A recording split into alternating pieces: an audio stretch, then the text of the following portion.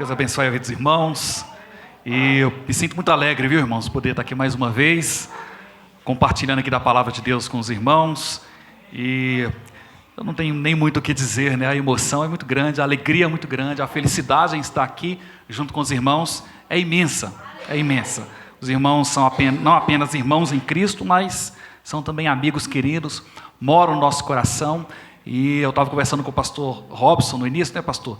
A gente que está ligado a uma igreja, dificilmente a gente sai no domingo, né?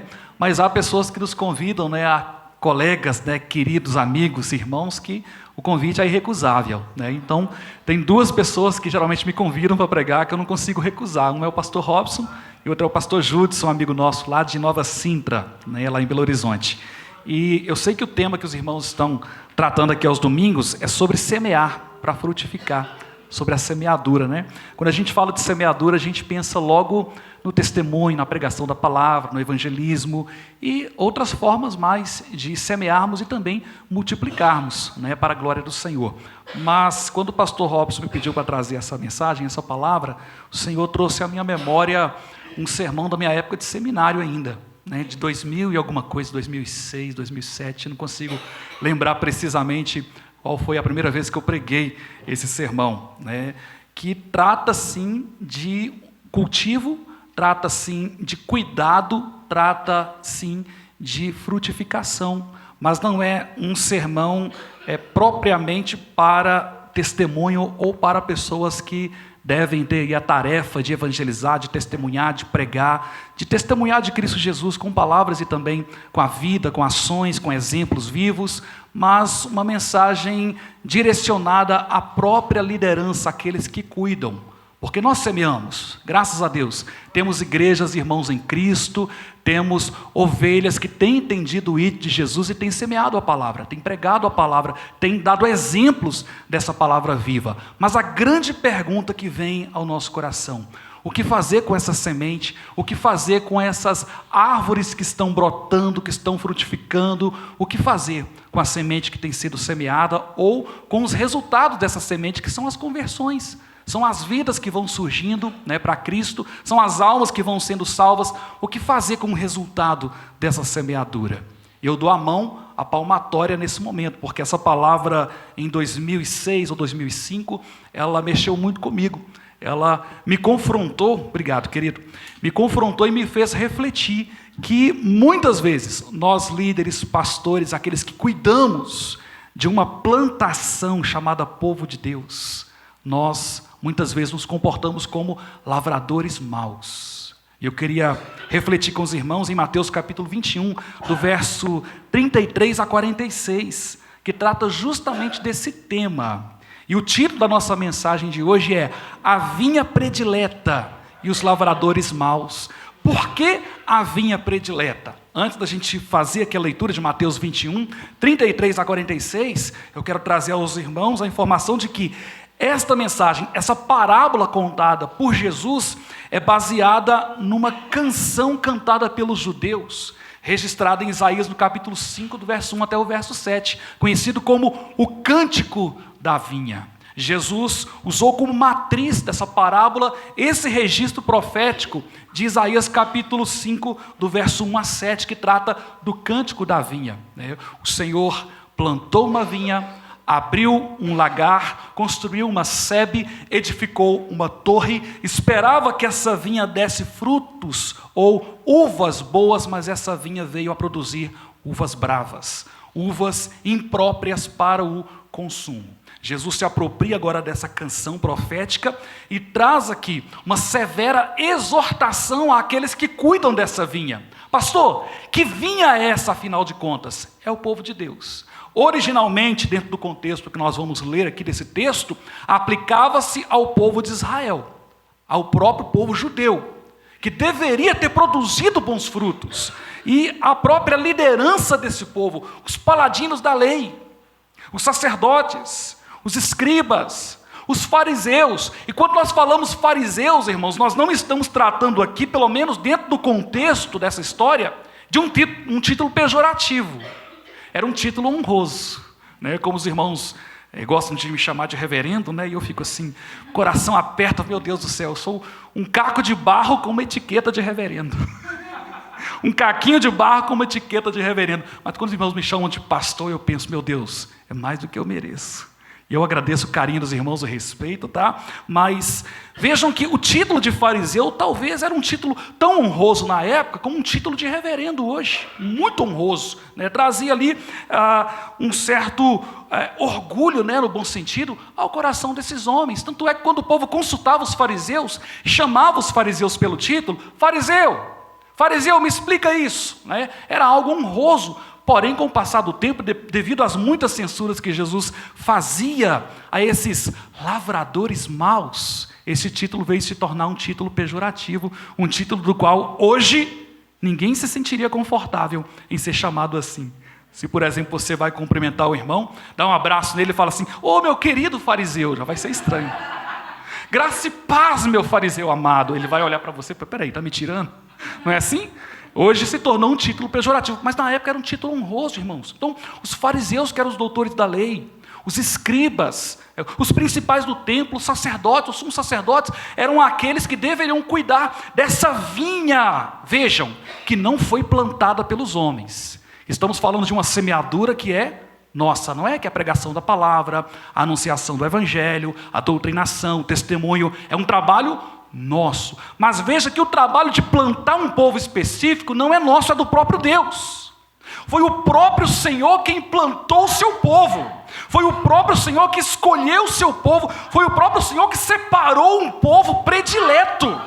É por isso que o título dessa mensagem é a vinha predileta do Senhor, a plantação amada de Deus, que foi confiada a esses líderes religiosos que são censurados aqui nesse texto.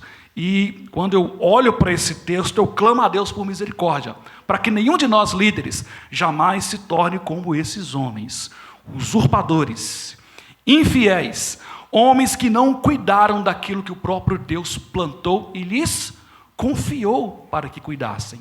Eu quero parafrasear aqui as palavras de Charles Spurgeon, quando ele dizia, quanto mais eu penso no crente, no servo que eu deveria ser, mais vergonha eu tenho do servo que eu sou e do crente que eu sou. Eu penso assim, queridos. E nós olhamos quão infiéis muitas vezes nós somos. E talvez o orgulho, o ego suba tanto ao nosso coração, e eu falo de nós mesmos, líderes, todos aqueles que são líderes, pastores, cuidadores de um rebanho, que tem algum tipo de ministério na igreja que cuida de pessoas que são arrendatários dessa vinha. São cuidadores dessa vinha, precisam cuidar, nós precisamos cuidar daquilo que Deus plantou. Não foi você que plantou um povo seleto, não foi você que plantou a igreja, não fui eu quem plantou a igreja, mas o próprio Senhor elegeu essa igreja, escolheu essa igreja, escolheu esse povo e confiou a mortais como nós, pecadores como nós, mordomos, que devem cuidar daquilo que é dele, não é nosso. Não é assim que o mordomo faz?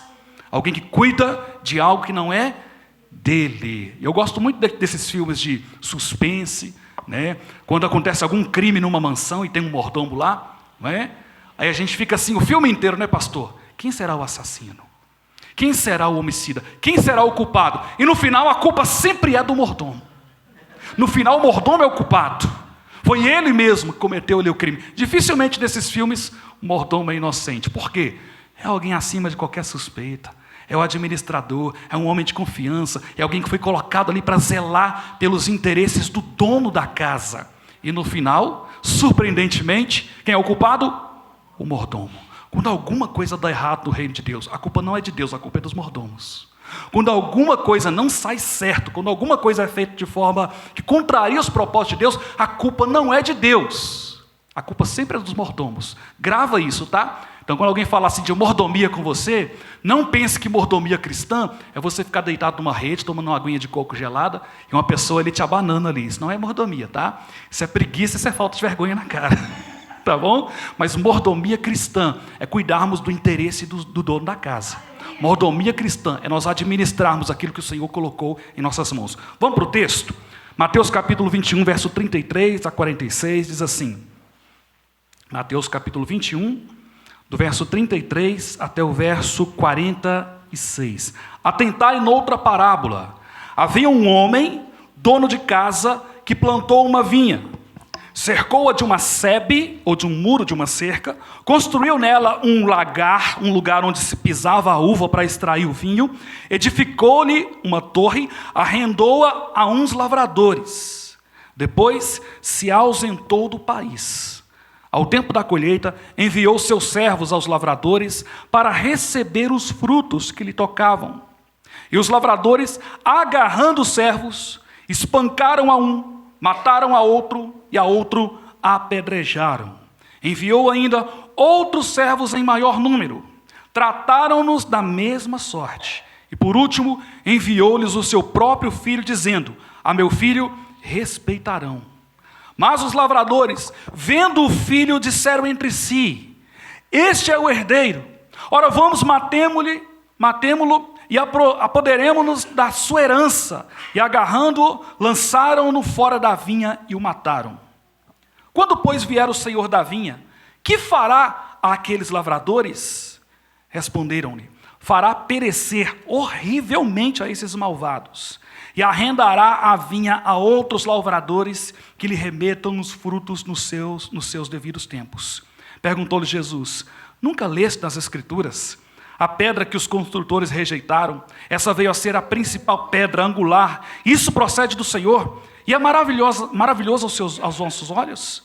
Portanto vos digo que o reino de Deus vos será tirado e será entregue a um povo que lhe produz os respectivos frutos. Todo que cair sobre essa pedra ficará em pedaços, e aquele sobre quem ela cair ficará reduzido a pó. Os principais sacerdotes e os fariseus, ouvindo essas parábolas, entenderam que era a respeito deles que Jesus falava. E, conquanto buscassem prendê-lo, temeram as multidões, porque estas o consideravam como profeta. Pai Santo, Pai de amor, te damos graças pela Tua santa palavra lida aqui nessa noite. Suplicamos o Teu favor para que o Espírito Santo fale, ó Deus, através dos meus lábios, que não seja eu a falar, mas seja o próprio Espírito Santo do Senhor, através da minha vida, Senhor, que de fato não sou nada sem o Senhor, de fato nada posso sem o Senhor, por isso careço da Tua graça, da Tua misericórdia nessa hora. E peço ao Senhor que o Senhor fale ao coração da Tua igreja, que o Senhor nos edifique, que o Senhor nos exorte, que o Senhor nos confronte, ó Deus, que o Senhor nos faça compreender a magnitude, a necessidade, a profundidade da Tua palavra revelada a nós nessa noite, em nome de Jesus. Fala conosco mais uma vez, oramos em nome de Cristo Jesus, amém e amém. Os irmãos podem sentar. Irmãos, toda a palavra de Deus, sobretudo o Novo Testamento, não só o Novo Testamento, mas o Antigo Testamento, se utiliza de parábolas. Sim, há parábolas no Antigo Testamento. A parábola da panela, a parábola da vinha, a parábola do cinto de linho, né, através do profeta Jeremias. Então, Deus se utiliza de ilustrações que nos fazem entender verdades a respeito do seu reino. E uma das parábolas, ou uma classe de parábolas que o Senhor sempre usa nas Escrituras, está sempre relacionada, essa classe de palavras, ao plantio, a semente, a frutificação. E quando a gente pensa em plantio, em semente, frutificação, não precisa ser aqui um agrotécnico, não precisa ser uma pessoa especializada aqui em plantio, em horta, em roça, para entender a linguagem que Jesus está utilizando. Eu, por exemplo, não sou lavrador. Já morei na roça, um bom tempo na roça, lá no Espírito Santo, no meio do cafezal, e a gente acompanhava ali a lida daqueles lavradores, o dia a dia daqueles lavradores. Então, pouco sei sobre plantio, sobre adubo de terra, mas a gente sabe quais os passos para que uma planta, uma semente, venha a ser plantada, possa germinar, possa frutificar. A gente sabe que essa planta precisa de cuidados. Não é assim? Quem gosta de planta aqui? Levanta a mão. Quem gosta de orquídea? Quem gosta de flores, né? Até homem aqui gosta de orquídea, né? Até homem gosta de flor, né? Pode levantar a mão, não precisa ter vergonha, não. Tem homem que gosta de flor aqui, pode levantar a mão, eu gosto de flor. Né? Não sei o nome de quase nada, mas só olho, olha que flor bonita, só sei isso. O que eu sei de flor é isso. Mas eu sei, queridos, que se você compra uma orquídea, ou ganha uma orquídea, você vai ter que colocar ela num local que tem umidade própria, você vai ter que regar, água na medida certa, que tem algumas plantas que água exageradamente pode fazer a planta melar, ela pode apodrecer, pode vir a morrer também.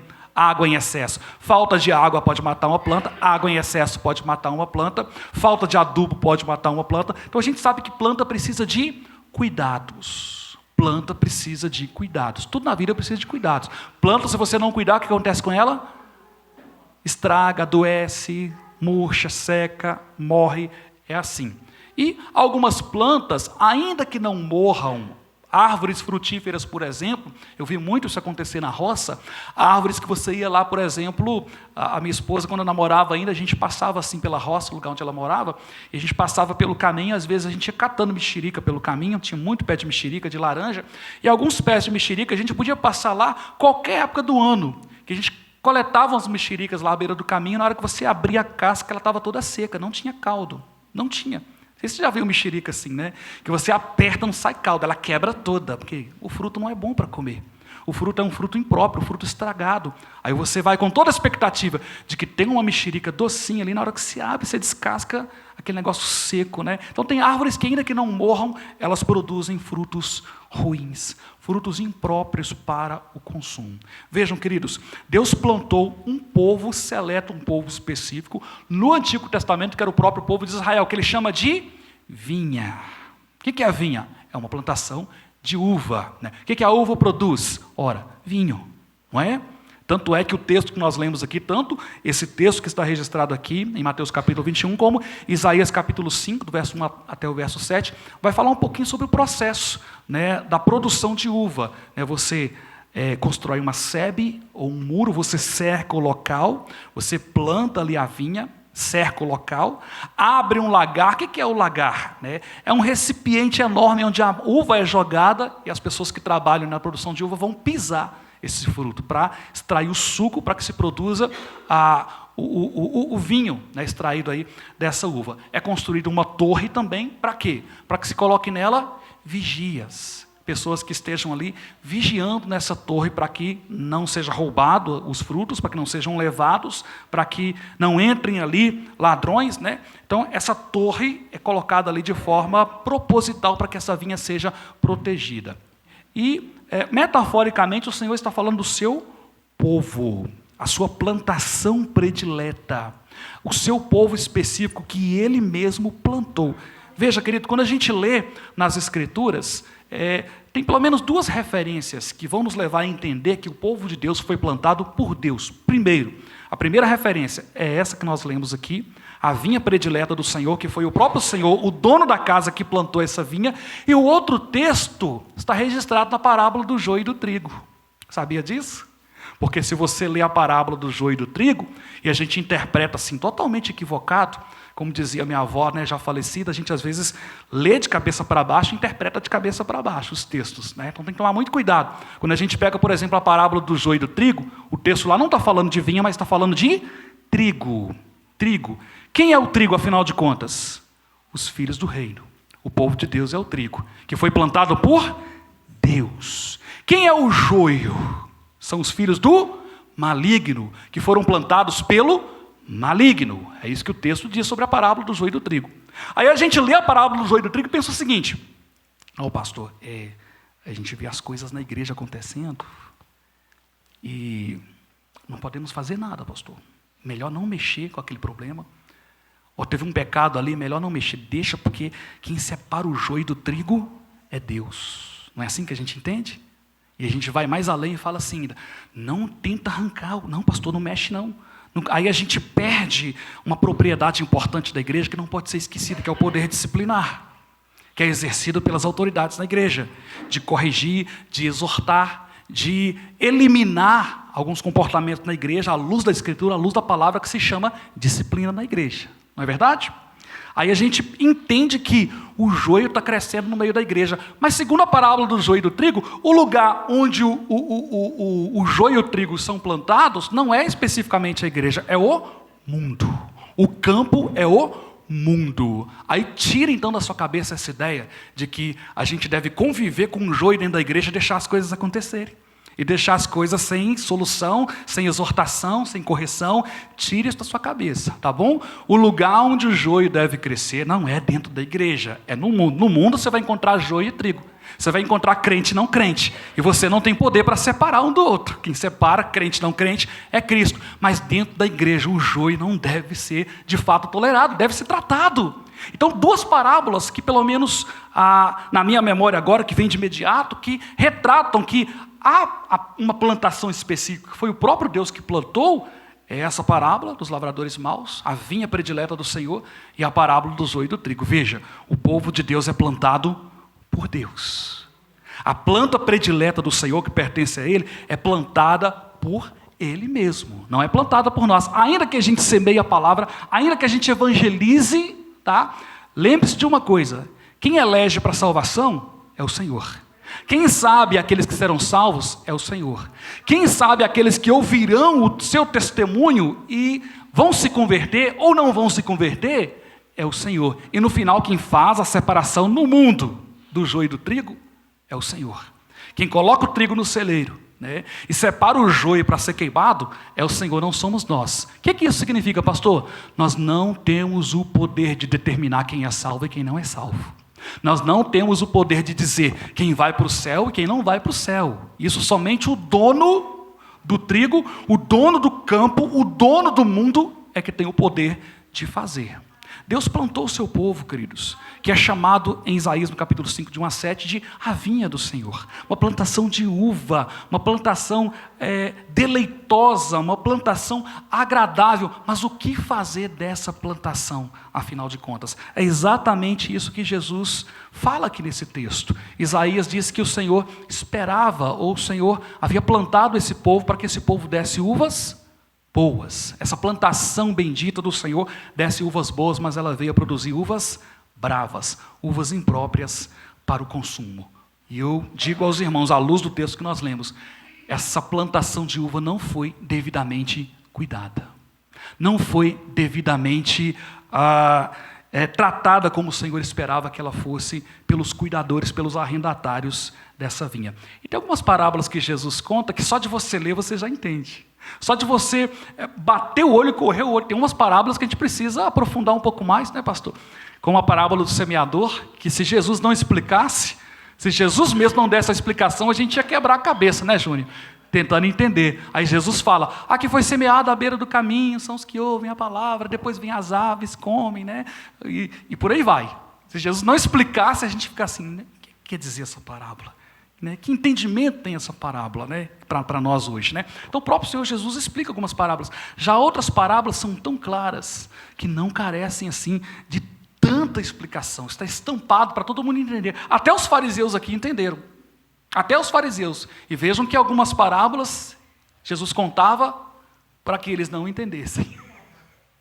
Outras parábolas Jesus contava, às vezes ele precisava explicar, às vezes ele explicava só para os discípulos. E os outros ficavam lá sem entender o que Jesus queria dizer. Mas outras parábolas, Jesus falava de forma tão clara, que os caras paravam, pensavam assim, cutucavam o outro. Eu acho que ele está falando aí da gente. Eu acho que essa aí foi para a gente. Essa direta aí foi para a gente. Eles entenderam. Nós entendemos e eles entenderam, queridos. E Jesus simplesmente aponta para esses homens o que eles fizeram da sua vinha. E um dos castigos que Deus traz, não só a esses homens, mas ao próprio povo também que rejeitou o Senhor Jesus, é a transferência, queridos. Vou usar aqui a palavra prioridade, porque o próprio Senhor Jesus, uns versículos antes, uns capítulos antes, ele vai dizer que publicanos e meretrizes vos precedem no reino de Deus. Olha que coisa interessante. Jesus está falando para o povo de Israel, né? Vocês deveriam ser a prioridade, mas vocês não quiseram ser tratados como prioridades. Vocês rejeitaram o Messias, vocês rejeitaram a Deus. Vocês deveriam ser os primeiros, vocês são a planta predileta do Senhor. Aí o que o Senhor faz? Eu vou pegar essa vinha, vocês arrendaram essa vinha, deveriam cuidar dessa vinha, deveriam trazer os frutos dessa vinha, mas vocês, a gente viu o que eles fizeram aqui, né? Então o reino dos céus vai ser tirado de vocês e vai ser dado a outros arrendatários. A outros arrendatários. Não é isso que diz o texto? Olha o que diz aqui, versículo... a partir do versículo 40, né? Quando, pois, vier o Senhor da vinha, que fará aqueles lavradores? Olha o juízo do Senhor que vem sobre eles. Fará perecer horrivelmente esses malvados e arrendará a vinha a outros lavradores. Olha o versículo 43. Portanto vos digo que o reino dos céus, o reino de Deus, vos será tirado e será entregue a um povo que lhe produza os respectivos frutos. Isso está tratando de quem? Dos gentios, aqueles que não eram povo de Israel. Eles recebem também agora o direito de fazerem parte do reino de Deus, são enxertados em Cristo Jesus, são enxertados no reino de Deus. E aqueles que não são judeus, mas agora estão também, recebem do Senhor também a tarefa de cuidar desse povo, recebem aí o grande privilégio de cuidar de uma plantação agora, que não é só Israel, agora é também os gentios, reforçando o que João havia dito no capítulo 1, a respeito da encarnação do Verbo. João dizia o seguinte: ele, Jesus, veio para o que era seu, mas os seus não receberam. Mas a todos quanto receberam, deu-lhes o poder de serem feitos filhos de Deus, a saber, aos que creem no seu nome. Jesus veio primeiramente para quem? Para o seu próprio povo, mas o seu povo não recebeu. Mas a todos quanto receberam, deu-lhes o poder de serem feitos filhos de Deus, a saber, aos que creem no seu nome. E veja que essa é uma forma de juízo, de punição a um povo que achava que a salvação era a exclusividade deles. Eles pensavam que só eles eram um povo especial, mas rejeitaram o principal, Messias, a pedra angular, a pedra principal, a pedra de sustentação de todas as coisas, a pedra destruidora de toda rebeldia, a pedra que despedaça aquele que nela tropeça, a pedra que despedaça aquele que contra ela se levanta. Rejeitaram essa pedra, a pedra angular, a pedra de esquina, que se tornou rocha de ofensa para muitos. E Jesus vai dizer o seguinte: quem tropeçar sobre essa pedra vai ser despedaçado. E quem sobre essa pedra cair será reduzido a pó. A gente vai encontrar essa expressão também em Isaías, onde é falado sobre essa pedra de tropeço e rocha de ofensa. Jesus, ele se torna para muitos pedra de tropeço e rocha de ofensas. Veja que tem muita gente que se sente ofendido quando se fala de Jesus. Tem muita gente que se sente desafiado, né, atingido de alguma forma quando se fala de Jesus. A profecia se cumpre, a palavra se cumpre. E em Daniel também, enquanto nós encontramos ali o sonho de Nabucodonosor, daquela grande estátua com os pés de barro, o texto de Daniel, um texto profético, vai dizer que, misteriosamente, uma grande pedra é cortada e atirada de cima para baixo e despedaça essa estátua completamente. Despedaça, queridos. O governo do homem, a autoridade do homem, a empáfia do homem, o orgulho do homem, que é sustentado por pés de barro.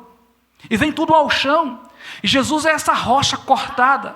Jesus é essa rocha rejeitada. Jesus é essa rocha que despedaça, querido, toda a altivez humana. Se a gente ler o Salmo capítulo 2, é um salmo messiânico, que fala sobre uma coligação maligna, onde os reis se coligaram, os reis se juntaram para atacar o santo, para atacar o Senhor, para derrubar o Senhor da sua santa morada, se rebelaram contra o Senhor. Salmo de número 2, depois você lê lá.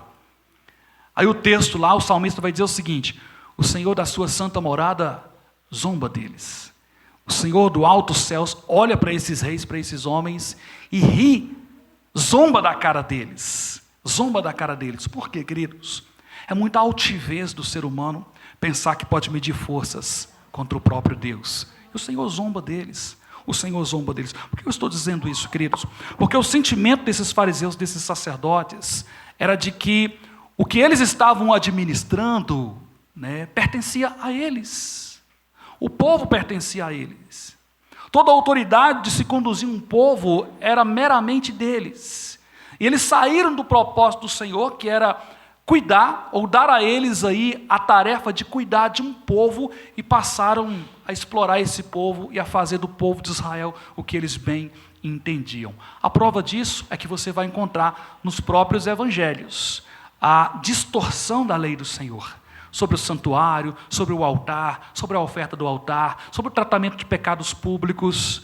E o caso mais clássico e mais evidente que nós encontramos é aquele episódio da mulher que é pega em flagrante de adultério, que é levada publicamente para ser apedrejada. E o que esses arrendatários dessa vinha fazem com essa mulher? Levam a mulher em praça pública para ser apedrejada, Chamam Jesus, chamam o filho desse dono da casa, que já estava começando a ser rejeitado, e diz o seguinte: mestre, essa mulher foi pega em flagrante adultério. A lei manda matar, mas tu, o que dizes? Aí diz o texto que Jesus agachou, né? Abaixou, e ficava lá desenhando na terra, escrevendo na terra. E eles insistindo, né?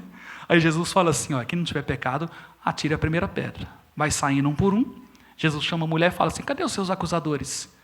Cadê os seus executores? A mulher fala assim, ninguém me condenou, Senhor. Ninguém teve coragem de me condenar. Aí o Senhor fala, eu também não te condeno, eu te perdoo. Vai e não peques mais. Não é isso? Eu pergunto aos irmãos, aqueles homens estavam cumprindo a lei do Senhor ali? Sim ou não? Estavam? Sim? Não? Sim ou não? Estavam cumprindo a lei do Senhor? Sabe por quê? A lei manda que quem fosse pego em flagrante adultério fosse levado publicamente e apedrejado até a morte. Um flagrante adultério, união de corpos, pressupõe pelo menos 2 pessoas, né? 2 pessoas adulterando. Onde estava o homem que estava adulterando com essa mulher, já que eles foram flagrados em adultério? Onde estava o homem que deveria também igualmente ser julgado e condenado? Não está. Talvez, eu já vi gente dizer, não posso provar se isso é verdade ou não, que possivelmente um dos que estavam condenando poderia ser o que estava com ela em adultério. Eu não duvido disso. Não estavam cumprindo a lei, porque se estivessem cumprindo a lei, pelo menos a letra da lei, os 2, o homem que estava adulterando com ela deveria estar presente nessa cena de julgamento. Mas por que só estava a mulher? Perceberam que esses homens estavam fazendo com a vinha do Senhor? Esse povo seleto que o Senhor plantou, que deveria ser cuidado, deveria sim ser amado e abraçado e instruído segundo a lei do Senhor. O texto é claro para nós, o dono da vinha, esse dono da casa, é o próprio Deus. A vinha representa o reino de Deus ou aqueles que fazem parte deste reino, aqueles que Deus plantou, e eu e você fazemos parte desse reino. Eu e você também somos, pela graça do Senhor, enxertados nessa plantação bendita, porque nós não éramos. Ele veio para o que era seu, mas os seus não o receberam. Mas nós que o recebemos, recebemos o direito de sermos chamados filhos de Deus, porque nós cremos em nome de Cristo Jesus. Os lavradores representam, ou esses arrendatários, esses que cuidariam da vinha, administrariam a vinha. Essa vinha o Senhor plantou e o Senhor confiou aos seus servos, aos lavradores, aos vinhateiros, aos arrendatários dessa vinha, para que cuidassem do povo de Deus. Os servos enviados, que são maltratados, são espancados, e alguns são mortos, são os profetas. Os profetas que o Senhor enviou ao longo dos séculos para trazer o fruto dessa vinha. E vejam, essa vinha deveria estar frutificando sob a instrução desses homens, os paladinos da lei, queridos. É por isso que quando eu leio esse texto, foi um dos meus primeiros sermões do seminário, isso falou muito comigo, irmãos. Eu tomei assim um tapa na cara mesmo. Não sei se você já teve aquela sensação de você ler um texto e a carapuça encaixar perfeitamente. Você já teve essa sensação? Ou de repente alguém está pregando, uma pessoa desconhecida, né? Qualquer pessoa que venha pregar a palavra e fala tudo o que você está vivendo. Aí você pensa assim, alguém contou minha vida para aquela pessoa. Uma vez quase que me pegaram pela camisa, lá na Bahia, pastor. Lá na Bahia. Eu preguei, né? Eu estava me formando, né? Eu estava indo conhecer uma igreja com vistas ao campo, né? E eu preguei numa igreja lá na Bahia, lá em Eunápolis. Isso foi em 2008. Estava me mudando para Eunápolis, foi o primeiro campo de trabalho. E eu preguei, o título do meu sermão na época foi 1 Coríntios 3, de 1 a 9. Eu lembro até do título, A Síndrome de Peter Pan. A síndrome de Peter Pan, porque o texto fala de crentes que não cresciam, eram meninos na fé, sempre meninos, né, brigando um com o outro, discutindo, disputa, eu sou de Paulo, eu sou de Apolo, eu sou de Cefas, aquela coisa toda. Eu preguei nesse texto, usei esse tema. Na hora que eu terminei a pregação, né, o cara pegou, só faltou pegar pela camisa, e falou assim, isso foi uma mensagem encomendada, o pastor daqui te contou o que a igreja está passando. Eu falei assim, não, meu irmão, não tem nada disso não, nunca mais eu pude voltar naquela igreja. Não voltei. Miriam sabe, Miriam estava comigo no dia lá, que a gente pregou, né? E esse pastor depois ligou para mim e falou assim, rapaz, seu sermão me deu um problema. Eu falei, que eu preguei heresia, pastor? Não, o problema era esse não. Tudo que você pregou foi legítimo, foi verdadeiro, mas eu fui aqui e eu acho que esse irmão até saiu da igreja também, graças a Deus, tomara que tenha saído. Tomara que não esteja lá mais, né? Tomara que tenha saído mesmo, né? É uma uva brava. É uma uva imprópria para consumo, né, no meio de outras uvas, né? Mas eu nunca mais voltei naquela igreja. E Deus, Ele falou meu coração de tanta forma, de tal maneira, irmãos, desse texto aqui, que até hoje eu lembro, me dá um frio na barriga quando eu penso que a gente pode se tornar lavradores maus, cuidadores infiéis, mordomos infiéis, pessoas que não estão agindo como o Senhor requer que a gente venha agir. Os servos enviados são os profetas. O Senhor manda os profetas, eles são mortos, são perseguidos, são rejeitados. O Senhor manda mais profetas, igualmente, eles são mortos, perseguidos, espancados e rejeitados. Aí o Senhor resolve fazer o seguinte: mandei os profetas, rejeitaram, mandei novamente, rejeitaram de novo, eu vou mandar o herdeiro da vinha. Eu vou mandar o herdeiro de todas as coisas. E Hebreus capítulo 1, verso 1 e 2 fala, né, que o Senhor falou através dos profetas, através dos pais, nesses últimos dias falou através do Filho, a quem o Senhor constituiu herdeiro de todas as coisas. Olha que esse texto é profundo, irmãos. O Senhor manda o próprio herdeiro da vinha, o próprio herdeiro do povo, já que tudo é por Ele, por meio dEle e para Ele. Não é assim que a gente canta? Porque dEle, por meio dEle e para Ele são todas as coisas. E o seu povo não é diferente. O povo do Senhor é para o próprio Senhor, para o próprio Jesus. Ele é o dono do seu povo. Ele é o dono dessa vinha. Mas Ele é enviado agora, pessoalmente, para requerer o fruto dessa vinha. E talvez numa situação humana, nós pensaríamos o seguinte: olha que legal. O chefe mandou lá o empregado na firma para poder trazer relatório. O empregado foi massacrado, foi espancado e quase mataram ele. Aí o chefe mandou outro empregado para saber como é que está a empresa, como é que está a gestão ali dos negócios. E também o segundo empregado foi massacrado, né? Aí o chefe resolve fazer o seguinte: vou mandar o meu filho. Vou mandar o meu filho porque é o meu herdeiro. Ele também é o dono dos meus negócios. Ele é o dono de todas as coisas. Meu filho eles respeitarão. Meu filho eles vão tratar bem. Ele vai chegar lá, eles vão dar o relatório, vão passar para ele o que precisa ser passado, o que é meu por direito, como dono da empresa. Aí o que os empregados fazem? Esse aí é o filho do chefe. Vão matar ele e ficar com a empresa? Vão matar ele, o negócio vai ser nosso? Vão matar ele, a gente se apodera de tudo, tudo passa a ser nosso. Foi exatamente o que fizeram, queridos. O Senhor mandou o próprio Jesus, o próprio Filho, para requerer o fruto do seu povo, o fruto da vinha. O que fizeram? Reconheceram. Não mataram Jesus. Olha que o mais profundo desse texto, irmãos, é que esses homens malvados reconheceram. Eles olharam para ele, segundo a parábola. Esse é o filho do dono de todas as coisas. Ele é o herdeiro. Ele é o herdeiro. Vamos matá-lo e a sua vinha será nossa. Vamos matá-lo e o reino será nosso. Foi exatamente o que os fariseus, os líderes religiosos na época resolveram fazer. Vamos matar Jesus e tudo fica como está. Vamos matar esse que se diz Messias, esse que se diz o Filho de Deus, e tudo será nosso. Continua exatamente como está. E Jesus é tido aqui, ele é citado aqui, o próprio Jesus, ele vai se colocar aqui como uma pedra angular, a pedra rejeitada. 2 de Pedro, capítulo 2, versículo 8, Pedro também vai dizer, vai falar, vai fazer referência a esse texto de Isaías, dizendo: pedra rejeitada, rocha de ofensa, pedra de esquina, essa pedra angular. Eu não sou construtor, né, mas o pastor Robson entende mais de construção do que eu, mas a pedra angular que no texto, você pesquisar, as construções antigas, era uma pedra que sustentava o arco de algumas construções. Sem essa pedra, esse arco desmoronava e tudo caía. Era a pedra principal, a pedra que era colocada ali no meio do arco. A palavra angular tem a ver com ângulo, uma pedra que era colocada no ângulo dos arcos de umas construções. E se faltasse essa pedra, esse arco desmontava, desmoronava e comprometia toda a construção. O que isso quer dizer? Jesus é o principal em todo edifício, em toda construção. Ele quem sustenta todas as coisas. E se alguém cair sobre essa pedra, ficará despedaçado. E se alguém sobre quem essa pedra cair, também será reduzido a pó. É a pedra destruidora, querido, da rebeldia. A pedra destruidora de toda rejeição, de toda arrogância dos homens. É por isso que esses homens no final vão perceber que Jesus falava sobre eles. Olha, Jesus está falando aí da gente. Jesus está falando aí para a gente mesmo, essa palavra é para a gente. Eu queria só trazer como aplicação, irmãos, algumas lições importantes desse texto, que já ficou muito claro para todos nós. A vinha predileta é o povo do Senhor.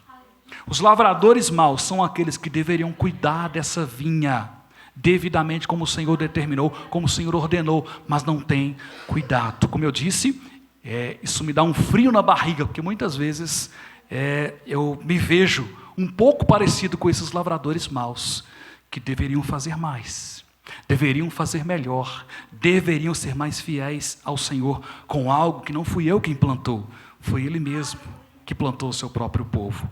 Deus nos deu a tarefa de cuidar de uma vinha que Ele mesmo plantou. Grave essa primeira lição, querido. Você que é líder, não só para nós pastores, mas você que é líder, que de alguma forma cuida de pessoas. Eu poderia ir até um pouco mais, não querendo aqui alegorizar ou trazer aqui verdades que não existem nos textos bíblicos, mas quando nós olhamos o princípio do sacerdócio universal dos crentes, e a gente vai encontrar muito essa linguagem nas cartas paulinas e nas cartas gerais, quando o apóstolo Paulo nos ensina a cuidar uns dos outros. Você já deve ter visto isso. Orai uns pelos outros, amai-vos uns aos outros, aconselhai-vos uns aos outros. Mas espera aí, pastor, a palavra de Deus nesses imperativos paulinos está sendo direcionada só a pastores? Não, a todo crente, que deve cuidar uns dos outros. Nós somos uma plantação exclusiva, nós somos uma planta predileta do Senhor, somos a vinha predileta do Senhor. Nós deveríamos cuidar de nós mesmos, deveríamos nos aconselhar, nos ajudar, orar junto, interceder uns pelos outros. Claro que a tarefa principal está nas mãos dos pastores que coordenam o rebanho, mas pensando no sacerdócio universal dos crentes, e pensando sim que há uma responsabilidade mútua, você vai encontrar muito essa expressão, uns aos outros, na linguagem paulina. Você vai encontrar muitos esses imperativos. Amai-vos uns aos outros, exortai-vos uns aos outros, aconselhai-vos uns aos outros, não mentais uns aos outros. A gente vai encontrar muito essa linguagem que nos leva a compreender que a responsabilidade de cuidado é dos pastores? Mas é de todos nós também de cuidarmos uns dos outros. Deus nos deu a tarefa de cuidar daquilo que Ele plantou. Grava isso, querido. Você está testemunhando, você está semeando, você está pregando a palavra, você está falando de Jesus na sua escola, você está falando de Jesus na sala de aula, no seu trabalho, na sua vizinhança, numa viagem, numa programação de lazer. Você está falando de Jesus em toda parte. Mas não esqueça do cuidado que nós precisamos ter aqui dentro também. Com nós mesmos, conosco mesmos, uns com os outros. Nós precisamos ter esse cuidado mútuo uns com os outros. Cuidar dessa vinha, cuidar dessa plantação para que ela também frutifique segundo a vontade do Senhor. Para que essa plantação produza frutos bons. Isso é um argumento muito lógico, não precisa ser tão profundamente teológico para pensar nisso. Não precisa, queridos. Veja comigo de forma lógica. A gente quer ganhar almas para Cristo. Mas o que estamos fazendo com as almas que já estão aqui dentro? Parou para pensar nisso?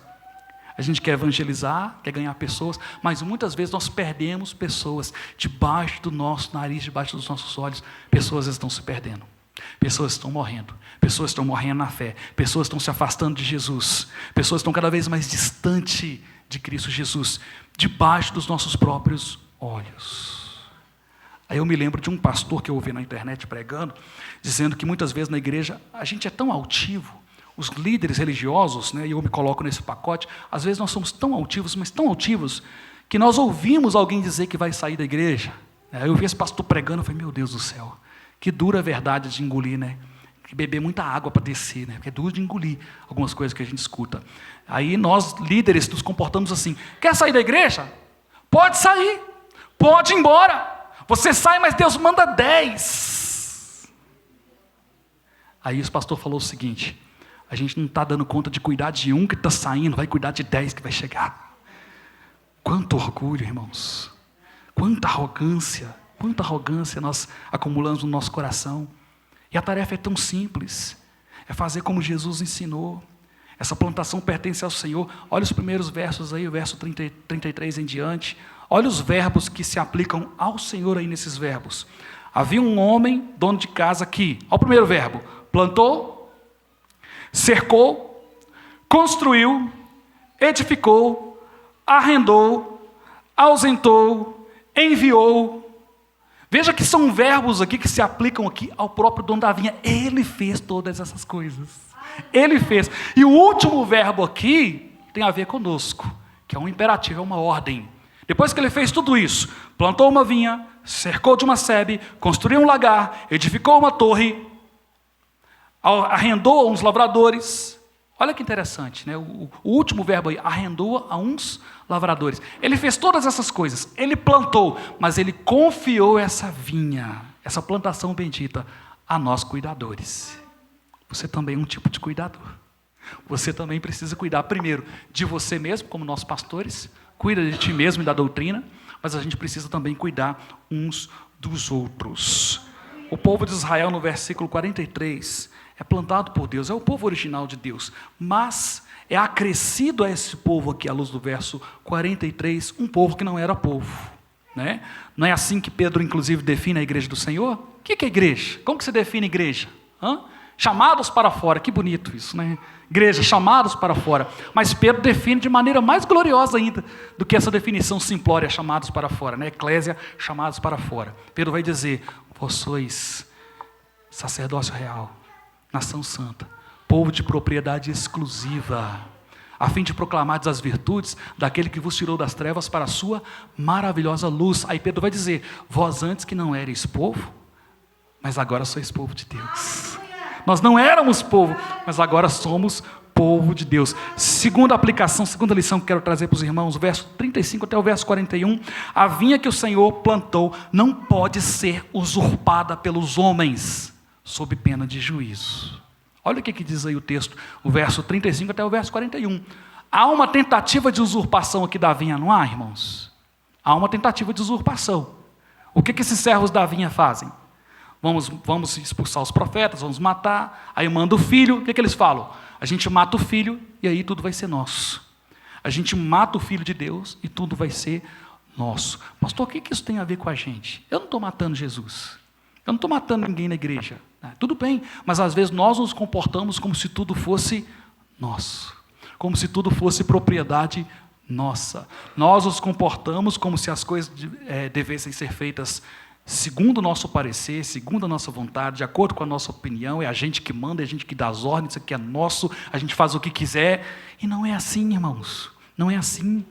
Nós temos um livro, né, uma carta magna bendita, uma constituição celestial nas mãos, chamado Palavra de Deus. Tudo o que fazemos nessa vinha deve ser instruído por esse livro bendito, essa carta magna, essa constituição celestial que homem nenhum pode rasgar. Ninguém pode rasgar, a gente está vendo aí, deixa para lá, não vou falar sobre isso não. Mas essa constituição ninguém pode rasgar, a constituição celestial, as leis de Deus. E tudo que nós fizermos deve ser baseado naquilo que o Senhor determinou na sua palavra. O reino não é propriedade minha, eu não sou o dono do reino, ainda que eu tente me comportar como tal. O reino é dele, o povo é dele, a igreja é dele, tudo é dele, queridos, tudo é do Senhor. E a gente tem visto em muitos lugares, lavradores maus, fazendo da igreja do Senhor o que eles bem entendem, fazendo do povo de Deus o que eles bem desejam fazer, e não tem cuidado desse rebanho, não tem cuidado dessas pessoas, não tem amado, não tem abraçado. Você vai encontrar todos os dias pessoas despedaçadas. Eu encontro todos os dias gente decepcionada com o sistema religioso, gente decepcionada com a igreja, gente magoada com Jesus. Eu falo para os irmãos, não foi Jesus que fez nada de ruim a essas pessoas. Foram os representantes, ou aqueles que deveriam ser os representantes de Jesus aqui na terra. Aqueles que deveriam ser, sim, os cuidadores desse povo. Uma pessoa um dia desse chegou para mim, muito decepcionada, né, até da minha família, muito triste, né, com algumas igrejas onde passou. Eu não quero aqui citar nome de igreja nenhuma, mas ela passou por uma decepção muito grande. Até uma cunhada minha, esposa do meu irmão, chegou para mim e falou um negócio para mim que eu fiquei assim, estarrecido, que assustado. Eu percebi assim, a decepção, a tristeza, a mágoa que ela sentia por causa do líder dessa igreja. Ela falou para mim o seguinte, o que o líder dessa igreja estava fazendo? Estava levando os irmãos ali a trazerem dízimos na igreja para custear um sítio, pastor, que estava no nome do filho do pastor. E aí a igreja estava sendo coagida a pagar esse sítio com carnezinho, né, pagando. E não era para a igreja, não estava no nome da igreja, estava no nome do filho do pastor da igreja local. Aí alguém descobriu que a igreja estava pagando um sítio que era propriedade particular do filho do pastor. Aí ela descobriu, se decepcionou, desentendeu com o pastor. Aí ela chegou para mim um dia e falou assim: deixa eu te falar uma coisa aqui. Igreja hoje virou uma máquina de moer gente. Virou uma máquina de triturar gente. E eu senti assim a mágoa, a tristeza, a decepção. O problema é a igreja, irmãos? Não é. O problema é Deus. Não foi Deus que fez isso com ela? Foi. Foi lavradores maus. Lavradores infiéis. Que se apropriaram de algo santo, algo sagrado, né? Que é o dízimo, as ofertas da igreja, que são regulamentados na Escritura para sustento da própria obra, da própria igreja do Senhor, para custear as despesas da igreja, não para ninguém comprar propriedade particular e colocar o nome dos seus líderes. Então veja que a gente vai encontrar todos os dias gente decepcionada, gente que confiou, gente que abriu o coração, foi traído pelo sistema religioso, pelos líderes religiosos, gente magoada, querido, que esteve numa igreja talvez ali com sede, com a intenção de aprender, de se firmar na fé, mas foi ferida ali terrivelmente, cruelmente, por essas pessoas que pensam que o reino pertence a elas, a vinha pertence a elas. A igreja pertence a elas. A igreja é propriedade delas. Quando Jesus respondeu para Pedro, né? Quando Jesus perguntou assim: o que os homens estão falando de mim? Aí alguém responde, né? Estão dizendo que tu és um dos profetas, Elias, ou alguém que voltou dentre os mortos. Aí Jesus fala assim: mas e vocês? O que vocês pensam a meu respeito? E Pedro fala assim: tu és o Cristo, o Filho do Deus vivo. Aí Jesus fala assim: bem-aventurado és, porque não foi a carne nem o sangue que te revelou, mas meu Pai que está nos céus. E te digo que tu és Pedro, e as portas do inferno não prevalecerão sobre a minha igreja, a igreja do Senhor. O reino é do Senhor, a vinha é do Senhor, a plantação santa, que sou eu e você, pertence ao Senhor, queridos. E aqueles que usurpam aquilo que não é deles, aqueles que tentam tomar aquilo que é do próprio Deus, ao seu bel prazer, estão debaixo de sentença divina, estão debaixo do castigo divino. Olha o versículo 41, Jesus faz uma pergunta: o que vocês acham que vai acontecer com esses homens que mataram os servos e mataram o filho do dono da vinha? O que vocês acham que vai ser feito com eles? Aí eles respondem, né? O dono da vinha fará perecer horrivelmente esses malvados. Olha o castigo, né? A pena de morte sobre eles, e muito provavelmente a morte eterna. Esses que não são eleitos, esses que não são pessoas santas, eles vão morrer horrivelmente. Que morte mais horrível pode existir, senão a morte no inferno, a morte eterna? A gente pensa assim, que a gente pensa em vários tipos de morte, né, irmãos?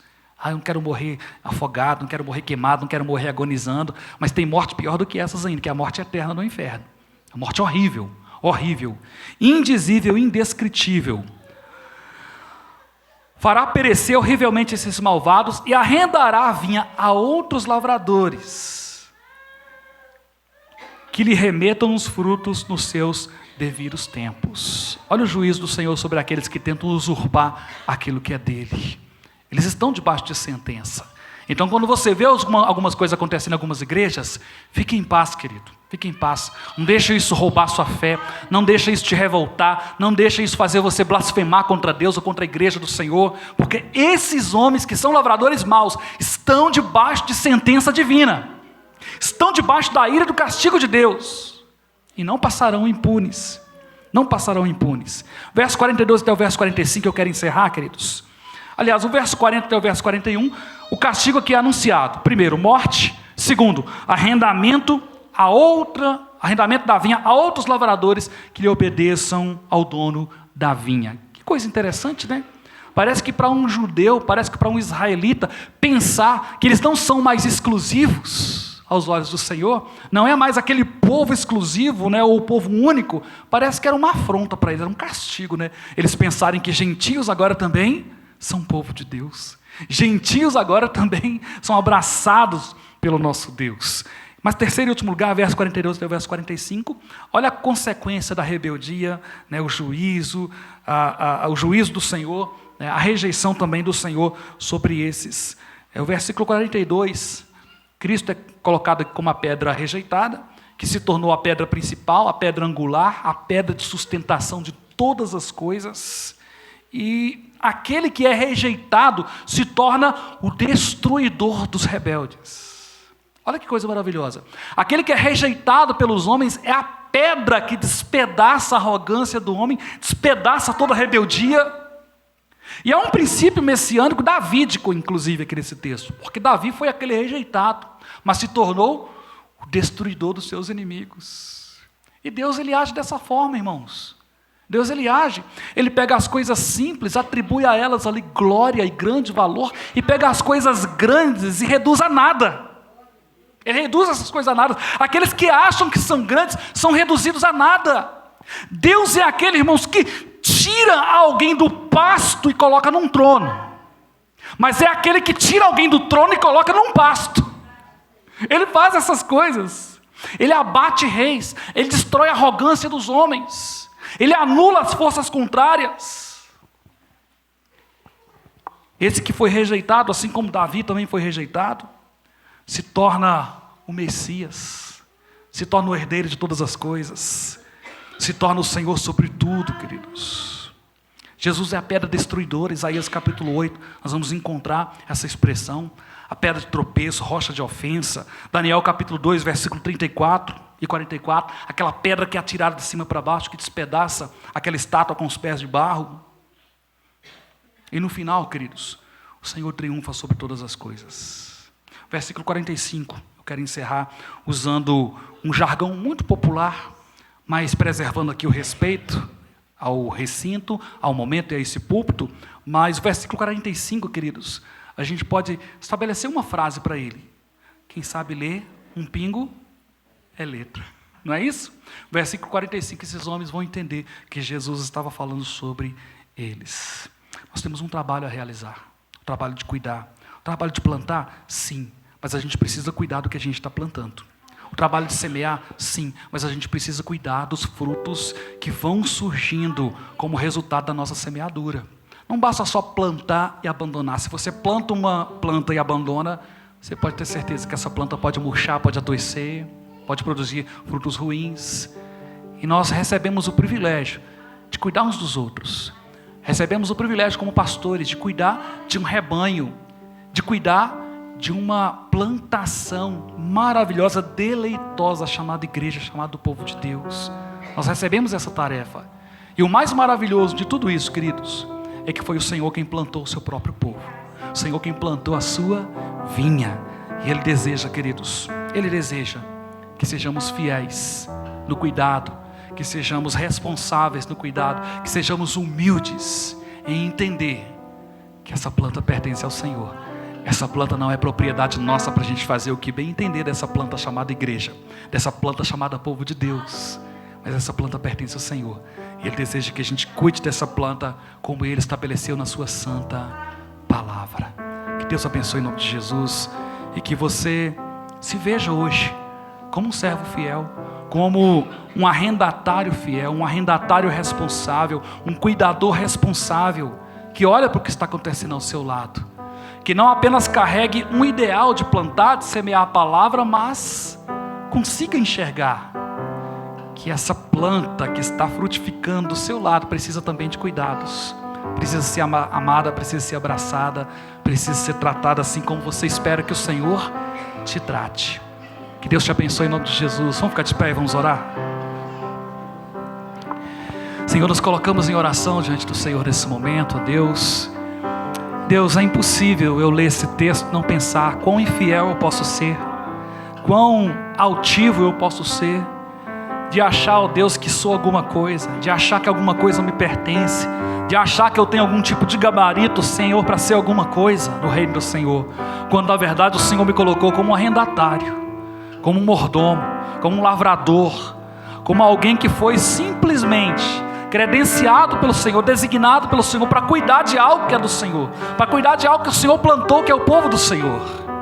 E a minha oração, o meu clamor nessa noite, Senhor, é que o Senhor inflame essa palavra no coração de cada ouvinte aqui nessa noite, de sorte que todos nós tenhamos esse mútuo cuidado uns com os outros, de cuidar uns dos outros, de abraçar essa planta bendita, de amar essa planta bendita chamada igreja, e de cuidar para que ela produza bons frutos para a glória do Senhor. que cuidemos uns dos outros até a volta de Cristo Jesus. E que vivamos o dia de hoje como se Cristo voltasse amanhã. Abençoe essa igreja, abençoe o pastor Robson, o pastor Elvis, toda a liderança dessa igreja, aqueles que estão ligados ao ministério infantil, à escola dominical, aqueles que estão ligados ao grupo de louvor, ó Deus, aqueles que estão ligados a todo e qualquer tipo de ministério interno dessa igreja, que são os arrendatários, os vinhateiros, os lavradores, que cuidam de vidas, cuidam de almas. Capacita essa liderança, Senhor, a servir o Senhor melhor, a cumprir o ídolo do Senhor e a cuidar dessa planta que pertence ao Senhor, essa planta chamada igreja, essa planta chamada povo de Deus, que é um povo especial. Muito obrigado por tudo, Senhor. Te louvo, ó Deus, por esse privilégio de estar aqui. Te louvo pelo presente que me foi dado de poder falar aqui nesse púlpito. Te agradeço, Senhor, por esse presente, esse grande privilégio, e peço a bênção do Senhor sobre essa igreja, sobre cada pessoa que faz parte desse rebanho, em nome de Jesus e para a glória de Jesus. Amém e amém. Deus abençoe os irmãos. Obrigado, queridos.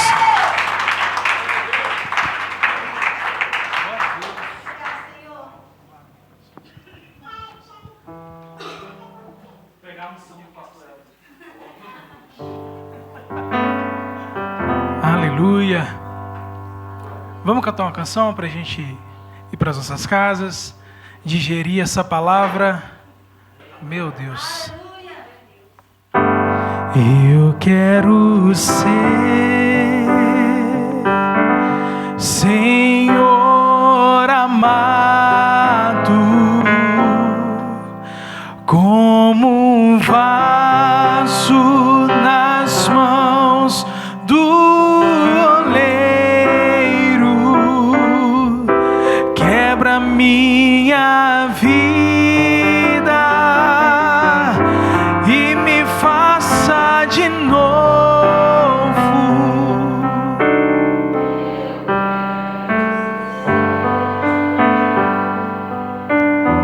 Eu quero ser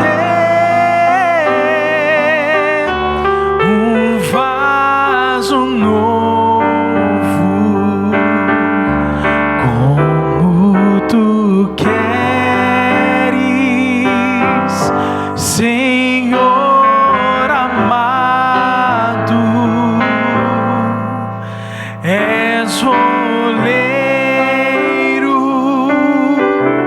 e eu, oh Jesus, quebra minha vida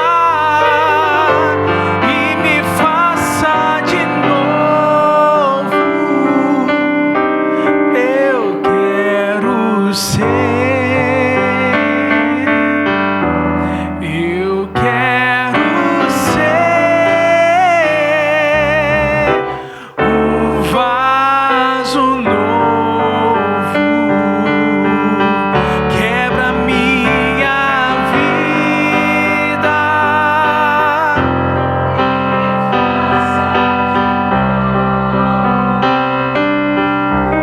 Eu quero ser, eu quero ser um vaso novo. Precisamos ser feitos, Deus, pelas suas poderosas mãos, que nós possamos, Deus, cumprir essa palavra. Obrigado, Deus, pelo privilégio de ouvir a correção do Senhor, porque procedeu da sua palavra. Que possamos, Deus, cuidarmos realmente uns dos outros. Nos dê capacidade, Deus, de cuidar, ó Pai, da sua igreja, como o Senhor quer, como o Senhor cuidaria. Nos dê sabedoria, capacidade, Deus, de cuidar daquilo que o Senhor plantou. Pai, que nós não possamos agir como dominadores daquilo que é do Senhor, mas zelosos, Deus, da tua igreja. Tenha misericórdia da minha vida, tenha misericórdia da nossa vida. Quando o Senhor vier, que o Senhor possa nos encontrar cuidando e zelando uns uns os outros. Nós te agradecemos, Pai, por esse alimento, por essa palavra. Que o Senhor, Deus, possa continuar abençoando a vida do reverendo Adeir, da sua esposa. Agradecemos o Senhor porque Ele ama a Tua palavra, assim como nós amamos a Sua palavra. Que nós possamos digerir essas palavras, duras são essas palavras, que possamos, Deus, colocá-las em prática. Tenha misericórdia de nós. Nós te agradecemos, Pai, em nome do Teu Filho amado, Jesus. Amém, amém. Pastor El está com os bereanos lá, tá, né? Dani, pastor, está com os bereanos? Amém. Estenda suas mãos, igreja do Senhor. Que a paz do nosso Senhor e Salvador Jesus Cristo, que o amor do nosso Deus e que as doces consolações do nosso amigo Espírito Santo esteja com aquele que crê. Se você crê, diz amém. Irmãos, ide para casa, que o Senhor abençoe sua vida. Permita que você tenha uma semana na presença dele. Amém? Glória a Deus, até o próximo culto.